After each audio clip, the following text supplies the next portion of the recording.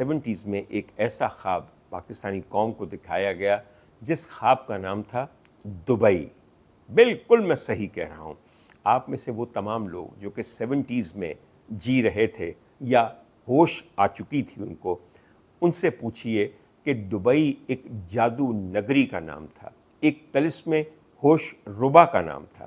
میں خود سب سے پہلے 1974 کے نومبر میں دبئی گیا, اور اس وقت میری عمر کوئی 7-8 سال تھی, اور میں ایک اسکول کا طالب علم تھا جو کہ لاہور میں واقع سینٹ اینتھنیز ہائی اسکول تھا. میں نے اس خواب کو اپنے سامنے بنتے ہوئے دیکھا, اس کا سٹرکچر کھڑے ہوتے ہوئے دیکھا, اور اس کو اس اوج کمال پہ پہنچتے ہوئے دیکھا کہ یقین نہیں آتا تھا. میں اکثر لوگوں کو یہ کہتا تھا کہ اللہ تعالیٰ نے اس کرۂ ارض کے کچھ خطوں کو خاص دعا دی ہوئی ہے, وہ دعائے ہوئے خطے ہیں, دعائے ہوئے ملک ہیں. اچھا, یہاں میں یہ ذکر اگر کر رہا ہوں تو بالکل سچی بات ہے, یاد رکھیے گا.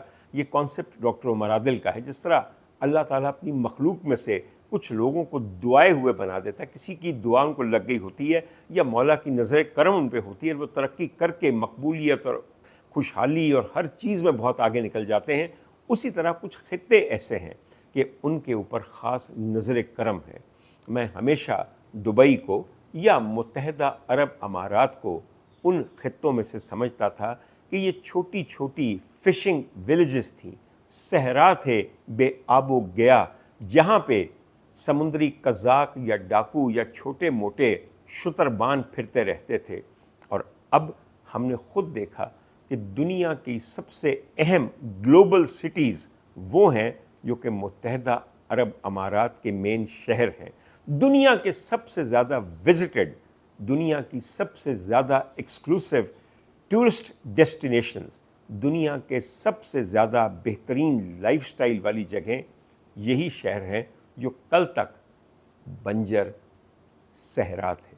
بس یہ بات ہے کہ تیل نکل آئے اور تیل کے بعد حکمرانوں کو عقل آ جائے تو پھر کسی بھی ملک کی فلاح, کسی بھی خطے کی خوشحالی میں کوئی چیز مانے نہیں ہوتی.